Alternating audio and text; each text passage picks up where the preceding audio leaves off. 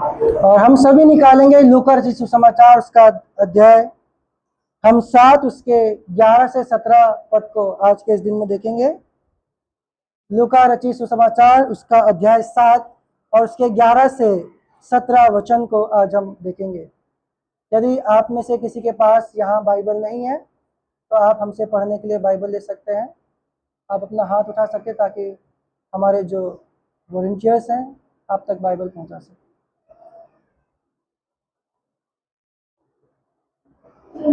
लूका रचित सुसमाचार उसका अध्याय 7 उसके 11 से 17 पद में इस प्रकार से लिखा है। थोड़े दिन बाद वह नाइन नाम के एक नगर को गया। उसके चेले और बड़ी भीड़ उसके साथ जा रही थी। जब वह नगर के फाटक के पास पहुंचा तो देखो, लोग एक मुर्दे को बाहर लिए जा रहे थे, जो अपनी माँ का इकलौता पुत्र था और वह विधवा थी, और नगर के बहुत से लोग उसके साथ थे। उसे देखकर प्रभु को तरस आया और उससे कहा, मत रो। तब उसने पास आकर अर्थी को छुआ और उठाने वाले ठहर गए। तब उसने कहा, हे जवान, मैं तुझसे कहता हूँ, उठ। तब वह मुर्दा उठ बैठा और बोलने लगा। उसने उसे उसकी माँ को सौंप दिया। इससे सब पर भय छा गया और वे परमेश्वर की बड़ाई करके कहने लगे, हमारे बीच में एक बड़ा भविष्यवक्ता उठा है और परमेश्वर ने अपने लोगों पर कृपा दृष्टि की है। और उसके विषय में यह बात सारे यहूदिया और आसपास के सारे देश में फैल गई। परमेश्वर के वचन के पढ़े और सुने जाने पर हम सभी को आशीष मिले। आप सभी अपने स्थानों पर बैठ जाए।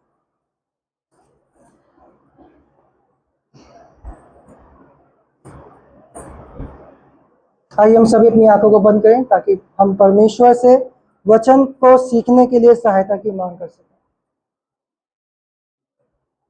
जीवन दाता परमेश्वर, हम आपके सम्मुख आते हैं। पिताजी, हम धन्यवाद देना चाहते हैं एक बार आपको, क्योंकि आप सचमुच में महान परमेश्वर हैं।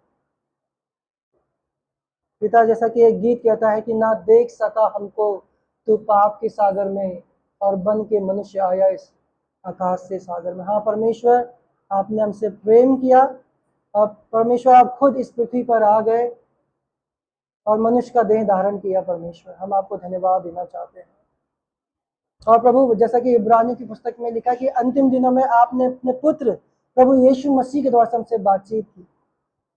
और प्रभु, जब हम आज सुसमाचार की पुस्तक में परमेश्वर आपके वचन को सीखते हैं, प्यारे परमेश्वर, हमारे कानों को खोलो। परमेश्वर, मैं यहाँ बैठे हर एक जन को आपके हाथों में सौंपता हूँ।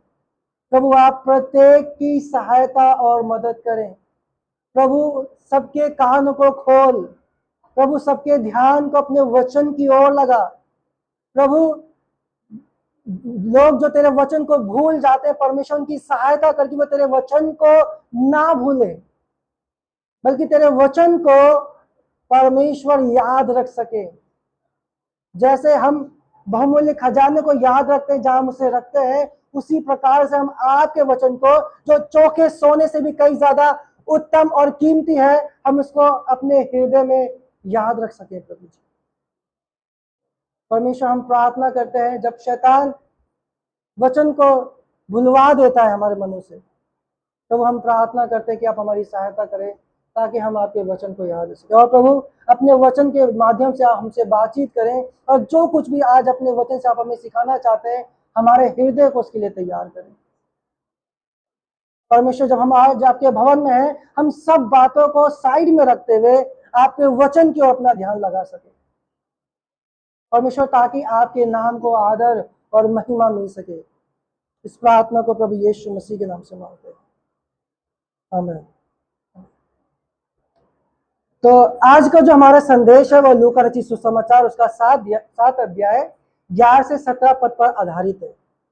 पिछले रविवार को हमने किसके विश्वास के विषय में देखा था? सूबेदार के विश्वास के विषय में देखा है ना। और उसने ऐसा विश्वास किया प्रभु पर कि प्रभु भी उसके विश्वास से आश्चर्यचकित थे। और उसमें हमने देखा था 3 बातों को। कितनी बातों को हमने देखा था? 3 बातों कि हमें क्या करना है, परमेश्वर के वचन को सुनने के लिए अपने आप को देना है। दूसरा, हमें विश्वास द्वारा प्रभु यीशु मसीह को पहचानना है। और तीसरा कि हमारा विश्वास कैसा है, क्या हमारा विश्वास इस सूबेदार के समान मजबूत और अटूट है। क्या सूबेदार के समान हमारा विश्वास भी मजबूत और अटूट है। और आज के इस खंड में 11 से 17 पद में हम क्या देखेंगे, यीशु जो नया जीवन देता है, यीशु जो नया जीवन देता है, यीशु मसीह के पास नया जीवन देने की सामर्थ्य है। यीशु मसीह के पास क्या है, एक नया जीवन देने की सामर्थ्य है। यहां इस खंड में क्या है, एक विधवा है, उसका पुत्र है जो मर गया है, और यीशु मसीह क्या करते हैं, तरस खाकर उस विधवा के पुत्र को मृतकों में से फिर से जिला देते हैं। ठीक है, और हम इस खंड के माध्यम से क्या देखने का प्रयास करेंगे कि यीशु मसीह के पास क्या है, नया जीवन देने की सामर्थ्य है। यीशु मसीह हमें नया जीवन देते हैं। तो हम 3 बातों को यहाँ पर देखेंगे। पहली बात है विधवा का मरा हुआ बेटा, विधवा का मरा हुआ बेटा, जो 11 पद में वहां पर क्या लिखा है, थोड़े दिन बाद वह नाइन नाम के एक नगर को गया। कौन गया, प्रभु यीशु मसीह। कहाँ गया, नाइन नगर को गया। ठीक है, कफरनहूम में सूबेदार के दास को चंगा करने के बाद प्रभु यीशु मसीह कहाँ गए, नाइन नगर को गए।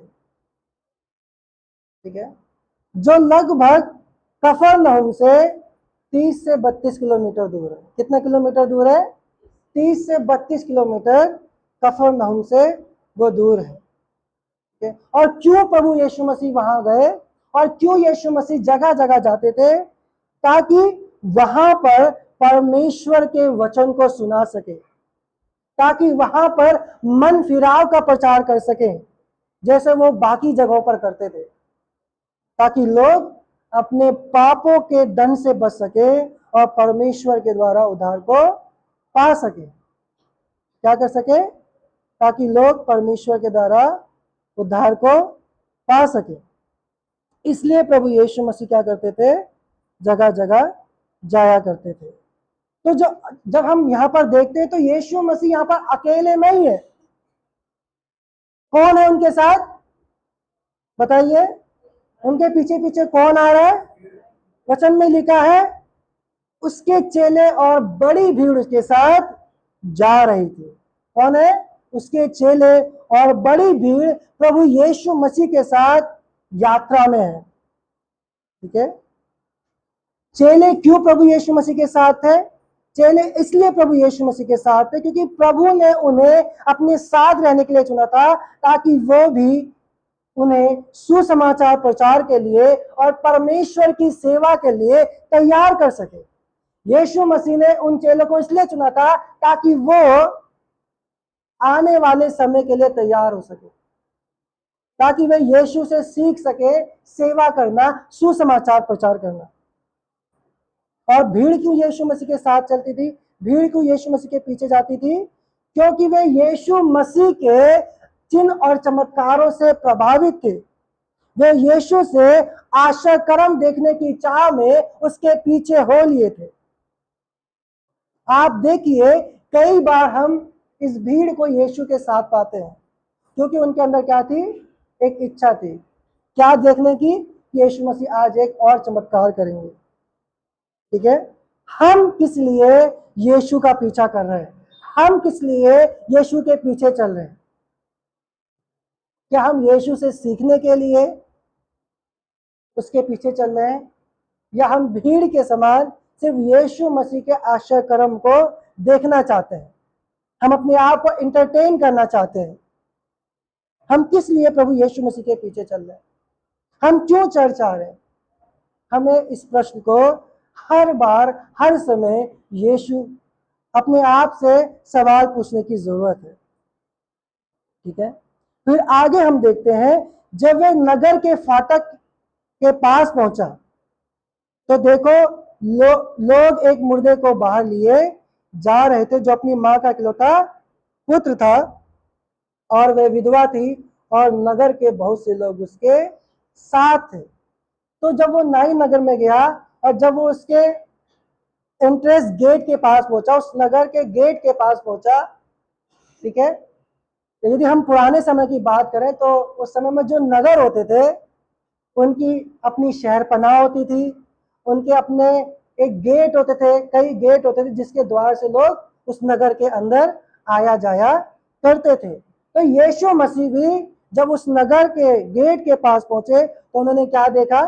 लूका हमें क्या बताते हैं कि लोग एक मरे हुए व्यक्ति को बाहर लेकर जा रहे थे, ठीक है। और क्यों उसे नगर के बाहर लेके जाया जा रहा है? क्यों उस मरे हुए व्यक्ति को नगर के बाहर लेके जा रहा है? यहां पर स्पष्ट तो नहीं है, पर यह संभव है कि वो उस मरे हुए व्यक्ति को दफनाने के लिए लेके जा रहे थे। किस लिए लेके जा रहे थे? दफनाने के लिए। जब कोई व्यक्ति मर जाता है तो या तो उसे दफन किया जाता है या उसे उसका अंतिम संस्कार जलाने के द्वारा किया जाता है। हमारे भारत में लोग जलाते भी हैं, दफन भी करते हैं, है ना। तो वहां पर उसे दफन करने के लिए ले जाया जा रहा है।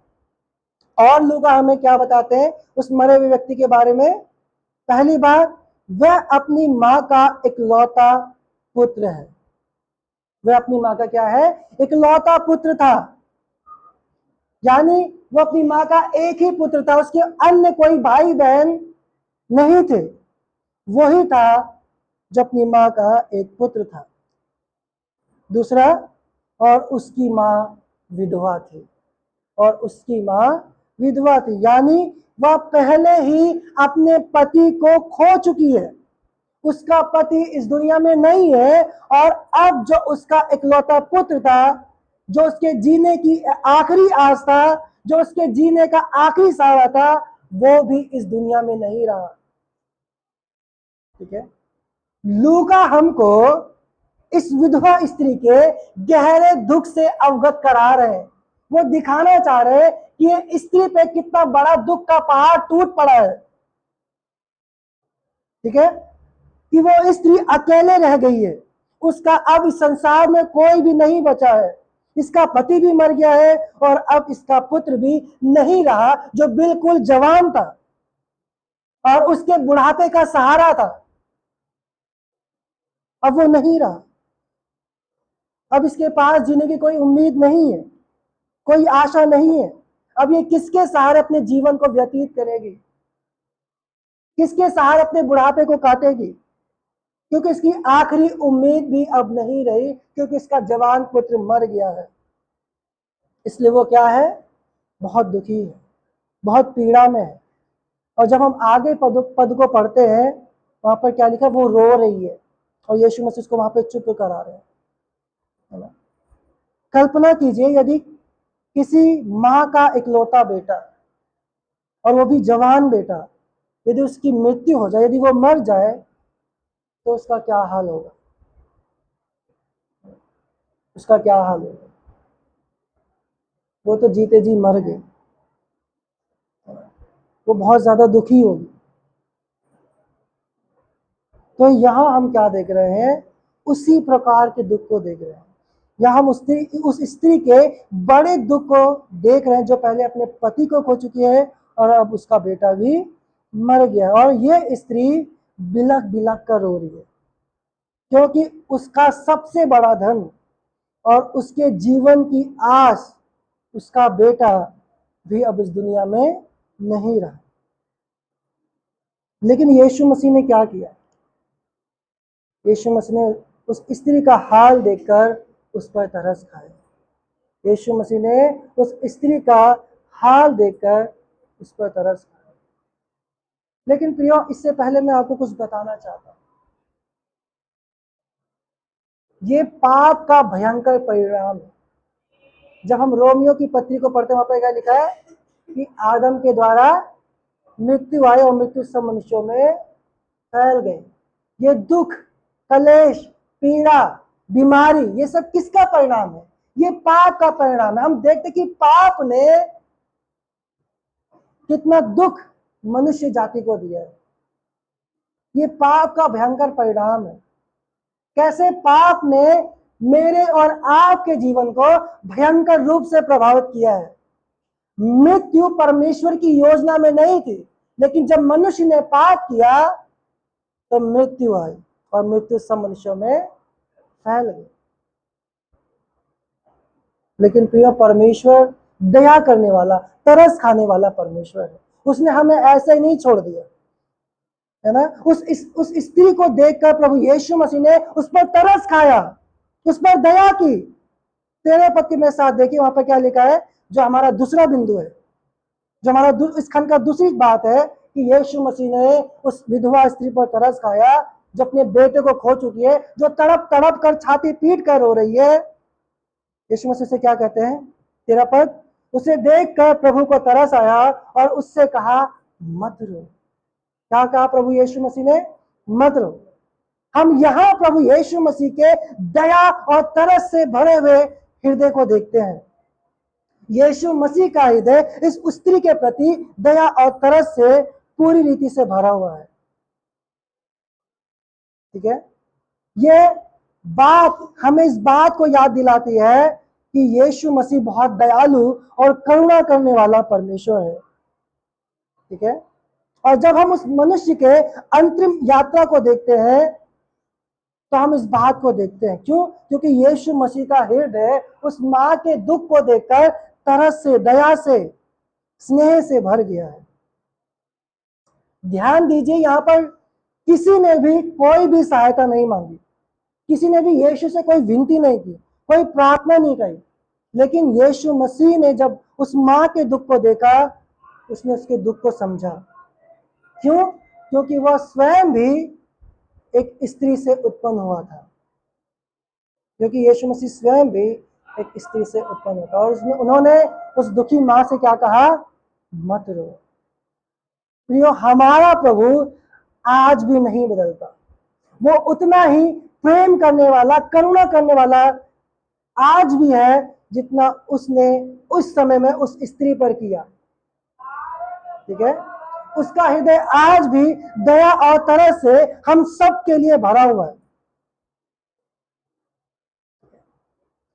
तो जब हम दुख में हो या जब हम पीड़ा में हो, जब हम अपने जीवन के कठिन समयों में होकर गुजर रहे हो, हमें प्रभु के पास जाना चाहिए। ठीक है, हमें प्रभु के पास जाना चाहिए, क्योंकि वो हमें कभी निराश नहीं करता।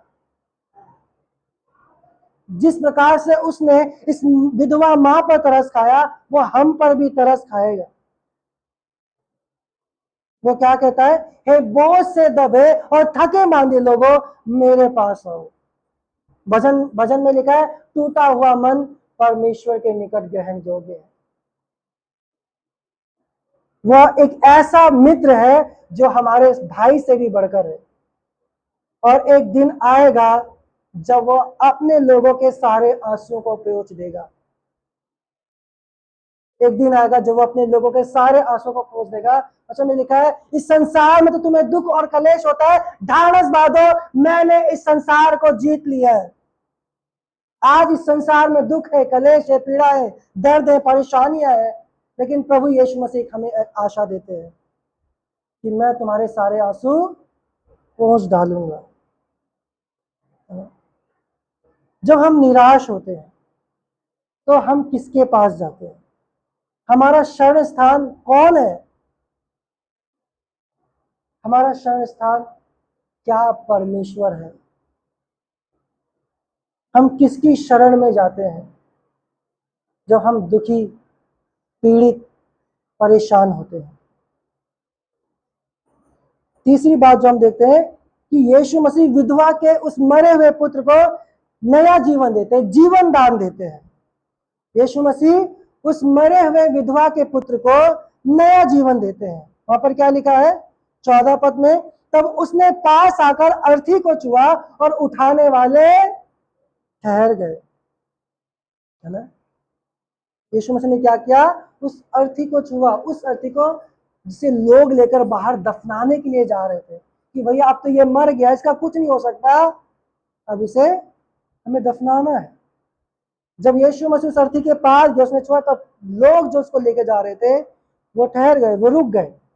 और उसने क्या कहा, यीशु मसीह ने क्या कहा, हे जवान, मैं तुझसे कहता हूं उठ। तब वो मुर्दा उठ बैठा और बोलने लगा। उसने उसे उसकी मां को सौंप दिया, है ना। उसने उसकी मां को सौंप दिया। यहां हम यीशु मसीह के सर्वशक्तिमान सामर्थ्य को देख सकते हैं। आप देखिए, आप याद कीजिए उत्पत्ति की पुस्तक में, जब मात्र मिट्टी को सींचने के द्वारा से, मिट्टी को आकार देने के द्वारा से परमेश्वर ने आदम को बनाया, उसमें उसके नथनों में जीवन का श्वास फूंका। यहां वही परमेश्वर है जो जीवन देने वाला परमेश्वर है। क्या कोई ऐसा है जो मृतकों को जिला सके? यीशु मसीह ने अपने समय में मृतकों को जिलाया। यार की बेटी को जिलाया, इस विधवा के पुत्र को जिलाया, और किसको जिलाया? लाजर को जिलाया। तो यहां प्रभु की ईश्वरीय सामर्थ को, उसके परमेश्वर होने की सामर्थ को भली भांति देख सकते हैं कि वो परमेश्वर है। यीशु मसीह ने सिर्फ शब्द बोले और वो मरा हुआ जवान फिर से जी उठा। वो क्या हुआ? वो मरा हुआ जवान फिर से जी उठा। मैं वापस से आपको उत्पत्ति को लेके जाता हूं। यीशु मसीह ने परमेश्वर ने सबसे पहले क्या बोला? अंधियारा उजाले से, और वो, यह हमें परमेश्वर की याद दिलाता है जिसके बोलने के द्वार से बदलाव होता है, जिसके बोलने के द्वारा से जीवन उत्पन्न होता है।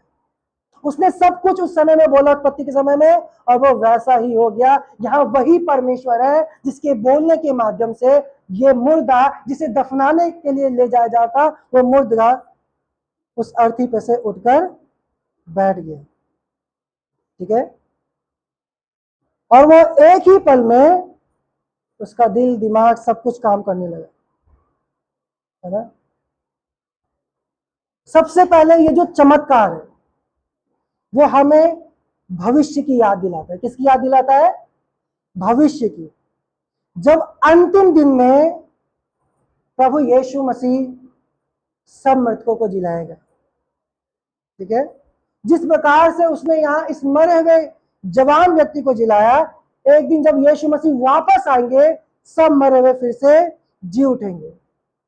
यूहन्ना 5:28-29 में लिखा है, वो समय आएगा जितने कब्रों में है वे उसकी आवाज सुनेंगे और बाहर आएंगे।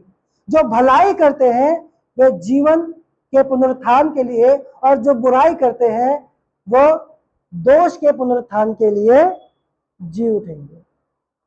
सारे मर गए, चाहे वो अच्छे हैं चाहे बुरे, जितने भी मर गए वो सब यीशु मसीह के द्वितीय आगमन में उठ जाएंगे, जी उठेंगे, और उनका क्या होगा? न्याय होगा। हर एक को परमेश्वर के न्याय का सामना करना पड़ेगा, है ना। क्या मैं और आप यीशु मसीह के उस द्वितीय आगमन के लिए तैयार हैं? जब यीशु मसीह फिर से आएगा, जब वो संपूर्ण मानव जाति का न्याय करने के लिए संसार में आएगा, क्या मैंने और आपने अपने आप को इस प्रकार से तैयार किया है कि यीशु मसीह जल्द आने वाला है? यीशु मसीह ने क्या कहा कि मनुष्य के पुत्र का आना चोर की तरह होगा। चोर कैसे आता? बिना बताए, पता भी नहीं लगता कि कब वो आया, चोरी करके ले गया। फिर आप यहाँ जब सुबह खुलती है तो आप छाती पीट के रोने लगते हैं, मेरा पैसा ले गया, मेरा गहना ले गया, मेरा ये ले गया, मेरा वो ले गया। उसी तरीके से यीशु मसीह यहाँ उदाहरण दे रहे हैं। यीशु मसीह ये नहीं कह रहे कि वो चोर है, नहीं। यीशु मसीह सिर्फ एक उदाहरण दे रहे कि उनका आना कैसे होगा। अचानक से होगा। कैसे होगा? अचानक से। कुछ पता नहीं कि कब आएगा, अचानक से। क्या मैंने और आपने खुद को यीशु मसीह के लिए तैयार किया है, या फिर हम लापरवाही से, बेपरवाही से अपने जीवन को जी रहे हैं? कुछ नहीं होगा। यीशु मसीह आए ना आए हमें इससे कोई फर्क नहीं है, या हम इस प्रकार से अपने जीवन को जी रहे हैं। जैसा मेरे मन में आ रहा है, जैसा मुझे अच्छा लग रहा है, क्या मैं उस प्रकार से जीवन को जी रहा हूं, या फिर यीशु मसीह आने वाला है इस बात को जानते हुए मैं अपने जीवन को सावधानी से जी रहा हूं? ठीक है। दूसरी बात हम जो देखते हैं ये इस व्यक्ति का जीवन हमें क्या दिखाता है कि यीशु मसीह के पास पापियों को नया जीवन देने की सामर्थ्य है। यीशु मसीह के पास पापियों को नया जीवन देने की सामर्थ्य है। ठीक है, यीशु के पास शक्ति है कि वो आत्मिक रूप से मरे हुए पापियों को नया जीवन दे सके। हम लोग पाप के कारण मुर्दा हो जाते हैं, है ना। क्वेश्चन में भी लिखा है, हम जो पाप के कारण मरे हुए थे, परमेश्वर से दूर थे, इफिसियों 2 अध्याय में, है ना। तो यीशु मसीह भी जो आत्मिक रूप से अपने पाप के कारण मरे हुए हैं, तो ये पाप हमें आत्मिक रूप से मुर्दा बना देता है। हम पाप के गुलाम हो जाते हैं। ठीक है, पाप के कारण आत्मिक मृत्यु आई, हम सब परमेश्वर से दूर हो गए। लेकिन यीशु मसीह क्या करता है, जो आत्मिक रूप से पाप के कारण मरे हुए हैं उनको नया जीवन देता है। उसके पास उन्हें नया जीवन देने की सामर्थ्य है। यूहन्ना 5:21 में क्या लिखा है, वह जिनको चाहता है उन्हें जिलाता है। वह संसार और पाप में डूबे हुए और मरे हुए व्यक्तियों से कहता है, उठ और परमेश्वर की सेवा में जी, उठ और परमेश्वर की सेवा में जी। याद कीजिए एक समय में जब सुसमाचार हम तक पहुंचा, जब हमने उस सुसमाचार को ग्रहण किया, और तब हम जो पाप के कारण मरे हुए थे, जब हमने परमेश्वर को पुकारा, जब हमने पश्चाताप किया, तो परमेश्वर ने हमें एक नया जीवन दिया। और जिस प्रकार से परमेश्वर ने मुझे और आपको नया जीवन दिया है, उसी प्रकार से वो हर एक को नया जीवन देने की सामर्थ्य रखता है। इसलिए हम हियाव ना छोड़ें, आशा ना छोड़ें। हम प्रत्येक के लिए जो संसार में भटके और खोए हुए हैं, जो अपने पापों के कारण मरे हुए हैं, उन सब के लिए प्रार्थना करें और परमेश्वर पे आशा लगा के रखें कि परमेश्वर ही उन्हें बचाएगा। जिस प्रकार से परमेश्वर ने, यीशु मसीह ने नाइन नगर में इस विधवा स्त्री के पुत्र को नया जीवन दान दिया, उसी प्रकार से वो हर एक पापी को नया जीवन देता है। उसके पास उन्हें नया जीवन देने की क्या है, सामर्थ्य है। यदि मैं और आप भी पाप में जी रहे हैं, बुराई में जी रहे हैं, तो परमेश्वर के पास सामर्थ्य है हमें उस पाप से छुड़ाने के लिए। हमें क्या करना है, हमें प्रभु यीशु मसीह के चरणों में जाना है, उससे बोले कि प्रभु मुझ पापी पर दया कर, प्रभु मुझे क्षमा कर, और यीशु मसीह की सामर्थ्य के द्वारा मैं और आप फिर से नए जीवन को प्राप्त करेंगे। चौथी जो हम बात देखते हैं वहां पर, वो क्या है, भीड़ की प्रतिक्रिया। जब यीशु मसीह ने ये चमत्कार किया, ये आश्चर्य काम किया, जब यीशु मसीह ने इस विधवा स्त्री के पुत्र को नया जीवन दिया, तो क्या हुआ। वचन 16 में आप मेरे साथ देख सकते हैं, इससे सब पर भय छा गया, इससे सब पर भय छा गया। वो बहुत ही ज्यादा भयभीत हो गए, क्योंकि आज से पहले उन्होंने, उस नगर के लोगों ने ऐसा बड़ा चमत्कार नहीं देखा था। और क्या करने लगे, क्या लिखा है वचन में, वो परमेश्वर की बड़ाई करने लगे और क्या कहने लगे, हमारे बीच में एक बड़ा भविष्यवक्ता उठा है और परमेश्वर ने अपने लोगों पर कृपा दृष्टि की है। क्या बोला उन्होंने, वो परमेश्वर की बड़ाई करने लगे और क्या कहने लगे, हमारे बीच में एक बड़ा भविष्यवक्ता उठा और परमेश्वर ने अपने लोगों पर कृपा दृष्टि की है। ठीक है, तो वो क्यों इस बात को कह रहे हैं कि परमेश्वर ने हमारे बीच में एक बड़ा भविष्यवक्ता भेजा है, क्योंकि पुराने नियम में हम देखें कि बहुत से भविष्यवक्ताओं ने बड़े बड़े और अद्भुत आश्चर्य कर्म किए, है ना। चाहे हम मूसा को देखें, चाहे हम एलिया को देखें, ठीक है, या हम यशायाह को देखें, तो कुछ भविष्यवक्ता हुए जिन्होंने पुराने नियम में जिन्होंने बड़े बड़े आश्चर्य कर्म किए, इसलिए वहां जो लोग हैं वो यीशु मसीह को एक भविष्यवक्ता के रूप में देख रहे हैं, ठीक है। और वो क्या सोच रहे हैं, ये परमेश्वर का जन है जिसके पास क्या है, परमेश्वर की सामर्थ है, परमेश्वर की सामर्थ है। लेकिन हम जानते हैं, हम जो नए नियम के लोग हैं, हम जानते हैं कि यीशु कौन है। यीशु सृष्टिकर्ता परमेश्वर है जिसके पास जीवन देने और जीवन लेने का अधिकार है,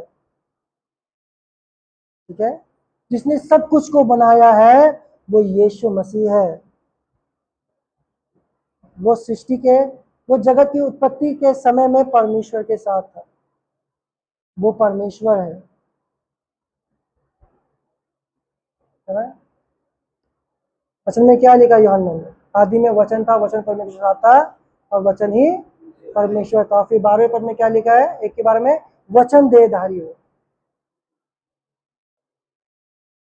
तो यीशु कौन है जो इस प्रकार के आश्चर्य कर्म को यहाँ पर दिखा रहा है।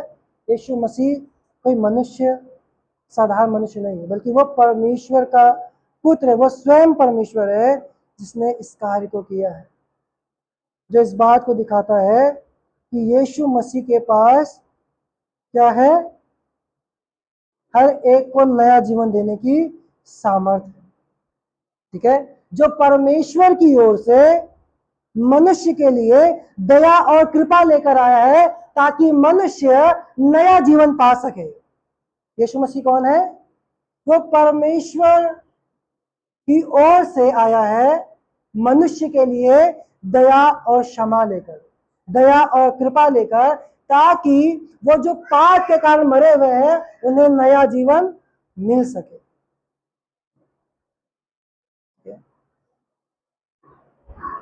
तो हमने क्या सीखा कि यीशु मसीह का हृदय हर एक मनुष्य के लिए दया और तरस से भरा हुआ है। वो हर एक को नया जीवन देता है जो अपने पाप के कारण मरे हुए हैं, ठीक है। कई बार हम जो विश्वासी हैं, हम में से कईयों को बहुत से साल हो गए प्रभु में विश्वास की, और कई बार हम अपने विश्वासी होने में बड़ा घमंड करते हैं,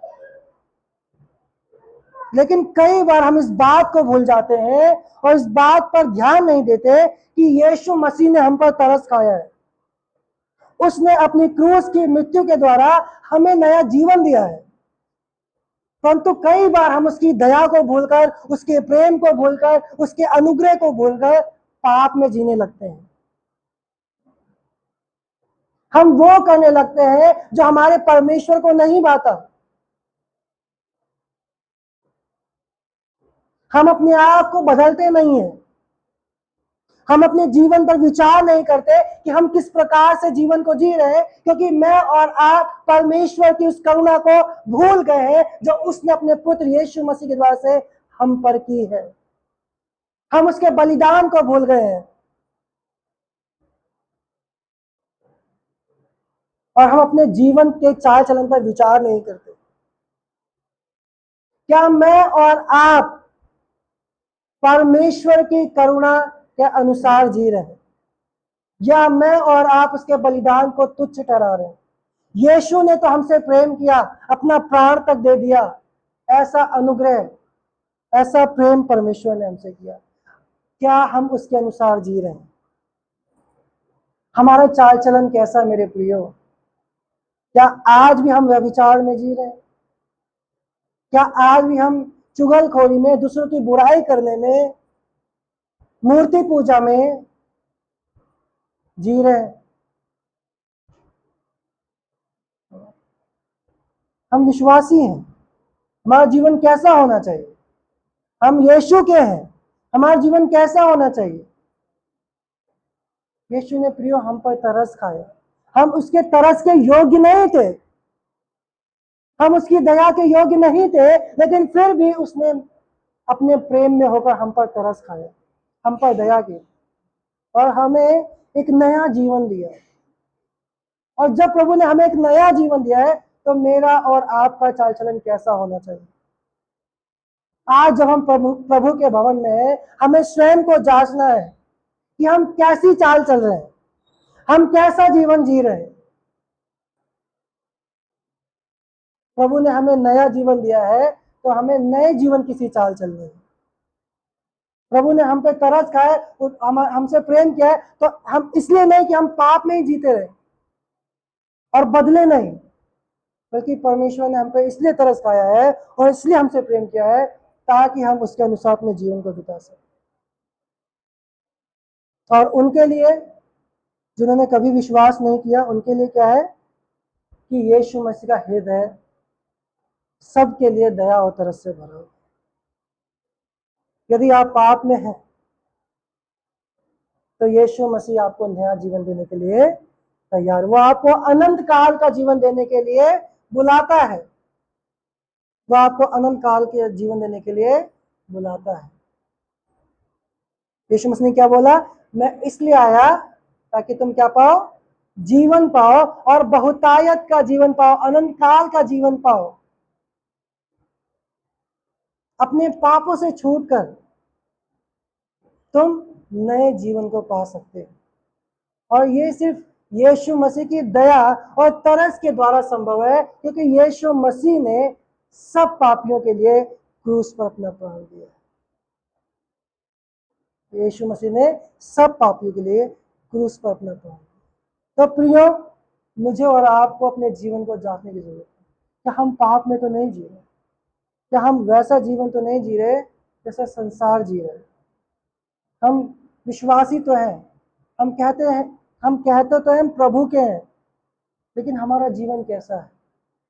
क्या सचमुच में हमारा जीवन प्रभु के लोगों की तरह है? हमें अपने आप को जांचने की जरूरत है। और यदि हम पाप में जी रहे हैं तो प्रभु हमें फिर से जिला सकता है, तो फिर से हमें नया जीवन दे सकता है, यदि हम यीशु के पास हैं। आमीन। प्रभु आप सभी को आशीष दे। आइए हम प्रार्थना करें। पिताजी, हम धन्यवाद देना चाहते हैं प्रभु, जब हमने आज आपके वचन से देखा कि परमेश्वर आपके पुत्र यीशु के पास हमें नया जीवन देने की सामर्थ्य है। प्रभु, हम धन्यवाद देना चाहते हैं कि इस घटना के माध्यम से आपने हमें सिखा कि आप कितने दया और तरस से भरे हुए हैं। और प्रभु, यदि हम आपके पास आए तो परमेश्वर आप हमें क्षमा करते हैं, आप हमें नया जीवन देते हैं।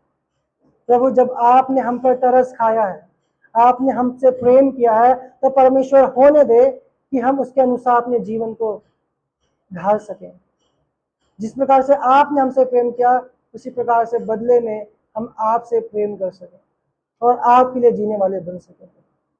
प्रभु जी, आप दया करें और अपना अनुग्रह करें। इस प्रार्थना को प्रभु यीशु मसीह के नाम से मांगते हैं, आमीन।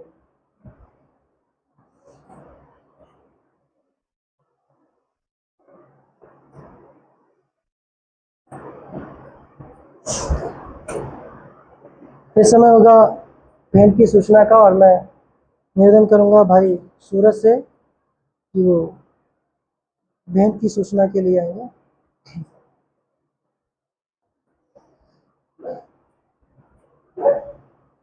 और निवेदन करूंगा सुधा से कि वो भेंट का गीत गाएंगे।